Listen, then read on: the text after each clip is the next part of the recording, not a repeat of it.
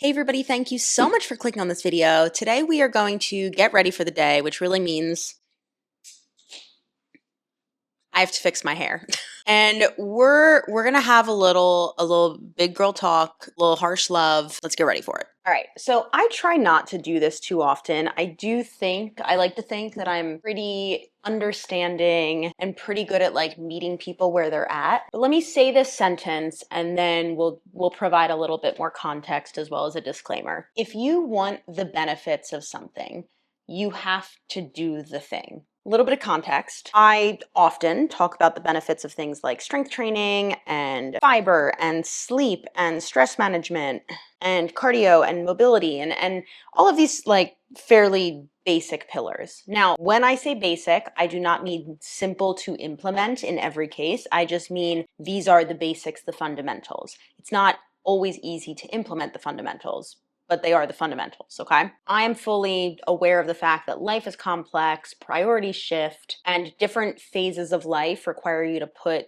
different amounts of energy in different buckets. So I don't expect everyone to be like fully on top of every part of their health at all times. I'm not. What I try my best to do is lay out basic guidelines and some basic ideas in terms of implementation. We're all on the same page with my armpit, right? It's about to be a lot of armpit shot in this video. I'm so sorry. So that's what I try my best to do. But I will say I do get comments or questions quite often along the lines of like, I hate strength training, but how do I increase my bone density without doing it? Or I don't have the time to eat vegetables, but how do I get the nutrients of vegetables without eating vegetables? I can't go to bed any earlier than I'm going to bed now, but how do I get the benefits of added sleep? And the simple answer is that you don't. Plain and simple. If you want the benefits of the thing, you have to do the thing. And again, I know that sounds a little harsh, and especially from me, like maybe a little harsher than usual, but stick with me here. I want to give you two different scenarios. Someone who isn't ready, willing, and able to implement change versus someone who quite literally does not have the time or resources to implement that change. I found myself in a very compromising position. Why am I going this way? I think I was trying to get less armpit and it made everything worse. All right, we're back on track. Let's dive into scenario number one. So this concept of being like ready, willing, and able, this actually comes from Precision Nutrition. This is a nutrition coaching certification, but to be honest, even if you don't want to pursue nutrition coaching like as a standalone product or service, it is just overall a really, really great coaching cert in general because they do encourage you to zoom out and look at the entire picture. Because our health, like there's not one thing that's going to fix everything. It's like pieces of a puzzle and you have to fit them into the right places. So anyway, an example of somebody falling into this like not being ready, willing, and able would be someone who's like, I don't like strength training, I don't like doing it, but I want the benefit of added bone density or increased bone density. So this is basically someone where like it would probably fit into their lives. They're just not ready, willing, and able to implement it because, as they say, they don't enjoy it. So for this person, I would actually start by questioning, well, can we get a little more specific? What don't you like about it? Maybe it's the feeling that it gives them. Maybe it's the being sore the next day. Maybe it's the effort required. Maybe they feel like they're not good at it. I'm kind of spitballing here. I obviously love strength training, so I can't really relate to this, but the more that we can try and pinpoint something or some aspects of why you don't like the thing that you don't want to implement, the more likely we are to find a path to get us there. So once we have a reason or two or whatever of why we don't like the thing, now we can start to figure out, well, how do we start to implement the thing and make it more enjoyable? Some of that might come down to programming. Some of that might come down to, different exercises. But a few of the things that I would start playing with are, can you implement a reward system for yourself for getting in your workout? Can you create a motivating playlist? Can you make your workout time the only time you're allowed to listen to your favorite podcast or catch up on your favorite YouTube video? Can you go to the gym with a friend? Can you hire a coach to keep you accountable and maybe teach you some things that you didn't think you were going to enjoy before? Maybe there is a skill like a pull-up or a push-up or a kettlebell swing or like something that you do actually want to learn. I'm throwing out a ton of options because, like, again, this is going to be so individual, but really just starting to brainstorm of why you don't like the thing and how we could potentially make it more enjoyable. So I say this all the time, if you enjoy something, you are far more likely to adhere to it. I also in general just like to approach things like this from more of a positive lens rather than from like a negative lens or even a punishment viewpoint. Like an example of that, like, okay, I went to the gym, so now I'm allowed to listen to my favorite podcast when I'm there, right? Like that was an example that I gave us earlier, but you're adding something in that's positive rather than coming from a place of like negative reinforcement of like, if you don't go to the gym, you can't have a sandwich for lunch. You have to have a salad or something, right? Like it not only from like a psychological standpoint is proven that approaching rewards from more of a positive place is going to be more successful long term, but it's also just like way nicer to yourself and keeps you away from making the association in your head of like exercise is a punishment, because that's not what we want. Because again, the goal is long-term adherence, and if you're trying to adhere to punishment for yourself 2 to 3 times a week for the rest of your life, well, who the fuck's going to stick to that? So where are we at with this scenario? We have identified, hopefully, some reasons why we don't like the thing. We have set some positive attributions and potentially even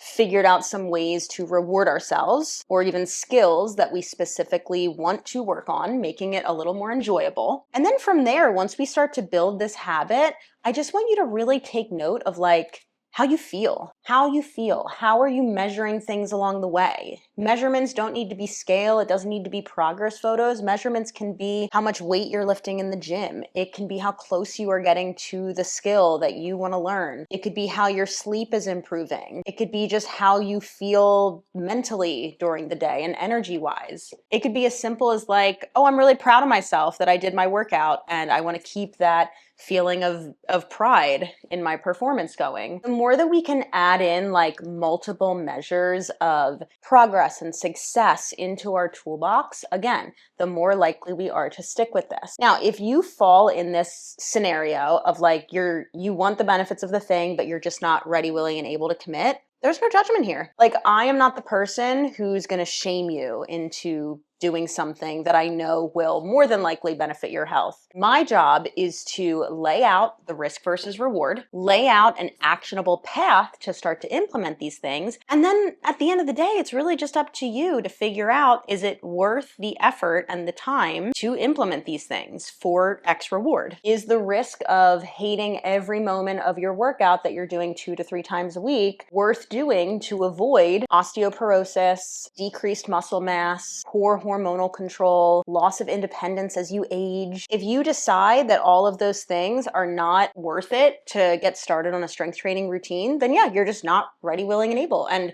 I hope that one day something clicks and one day you are, but it is not my job and it is not my position to force you into it. And it is also not my job or position or place to judge you if you're not doing it. We all have bodily autonomy for now, kind of, depending on where you live.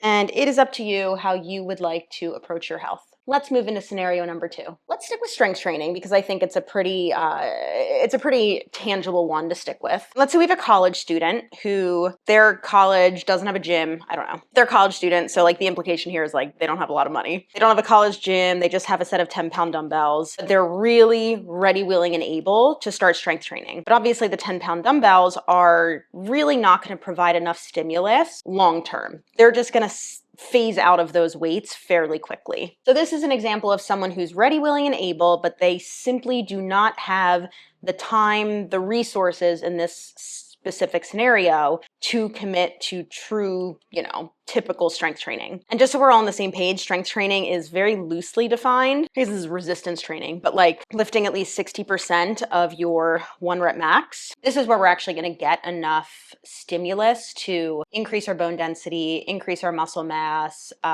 start these hormonal changes, all of these things. So you do need like a heavy enough stimulus to stimulate those changes. That's a topic for another video, but just so we're all on the same page. How did this hair get so nasty?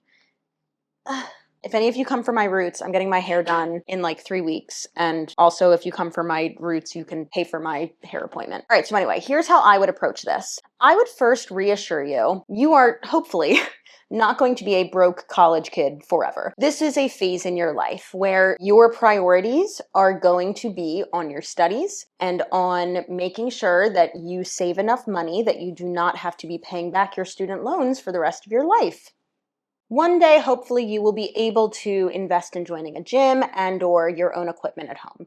But that time is just simply not now, and that's okay. So what can you do now? I would dive into things that you can control. Can you get 7,000 to 8,000 steps a day on average? Studies have shown that this is really going to be the sweet spot that's going to help you reduce the risk of developing some type of chronic illness. Can you start to work on your mobility by utilizing some free YouTube workouts? I always tell people, I have a few on here, but there's people who have tons that are FRC or Kinstretch certified. This is like the gold standard for mobility training. So I would always recommend looking for somebody who has those things. Can you work on some calisthenics? So some body weight exercises that require little to no equipment. Again, I've talked about this before, but there are some great creators online who have all of those things online for free. And a lot of those aspects of calisthenics do have some great crossover in terms of benefits with strength training. The more that in general we can zoom out in those situations and just understand this too shall pass, and let's focus our energy on what we can control rather than just harping on what's out of our control, the better off we're going to be. Hopefully life is long, and I just want you to do what you can when you can. And that is the video. We did it. That actually lined up perfectly. That was the end of everything I wanted to say. My hair is done. If you guys have any questions about anything that we talked about, or if you are looking for some ideas on ways to implement different pillars of health into your life, I would love to try and help you down below. Make sure you hit that subscribe button so you don't miss out on future videos, and I will see you in the next one.